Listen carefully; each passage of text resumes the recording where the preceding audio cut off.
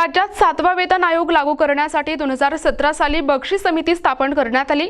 या समितीसोबत महाराष्ट्र राज्य परिचारिका संघटनेने राज्यातील परिचारिका संवर्गातील सर्व स्तरांवरील पदांच्या मागण्या सविस्तरपणे सादर केल्या।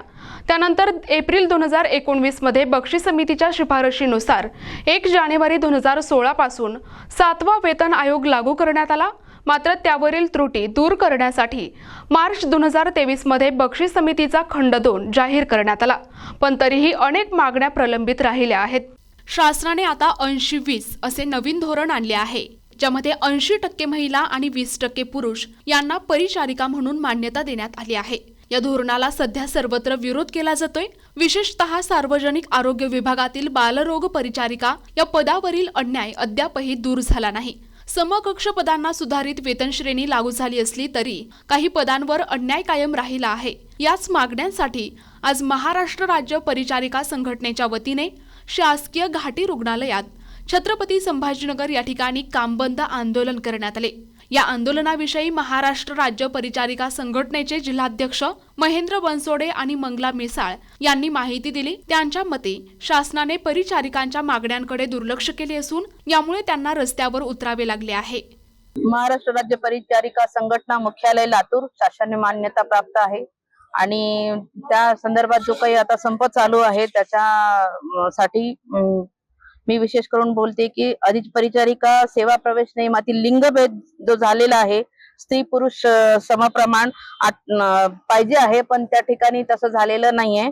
80-20 हे जे लिंगभेद निर्माण करणारे जे नियम आहे ते रद्द करावे आणि आमच्या सर्व महिला वर्गांचा त्याला सपोर्ट आहे। महाराष्ट्र राज्य परिचारिका संघटनेने आज दिनांक 17 रोजी काम बंद आंदोलन केलेले आहे। त्याच्या आधी 15 आणि 16 तारखेला आम्ही आंदोलन केलं होतं आझाद मैदान येथे, परंतु शासनाने त्याची दखल नाही घेतली।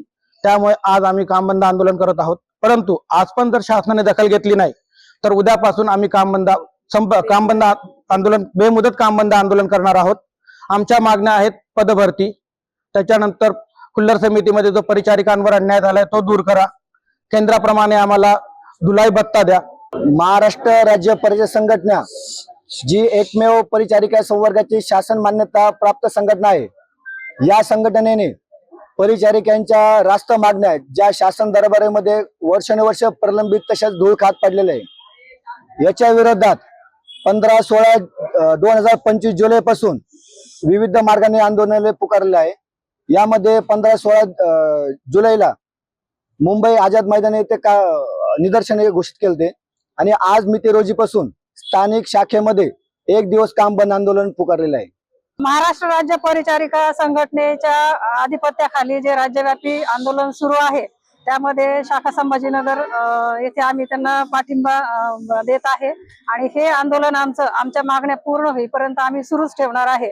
आमची जी मुख्य मागणी आहे ते केंद्राप्रमाणे जे वेतन त्रुटी आणि इतर भत्ते आहेत, समान काम समान वेतन या धर्तीखाली आमच्या ह्या मागण्या आहेत त्या रास्त आहेत। तो आमचा हक्क आहे आणि ते न्याय मिळवण्यासाठी आम्ही माघार घेणार नाहीये। न्याय मिळेपर्यंत आम्ही आमचा लढा सुरूच ठेवणार आहे।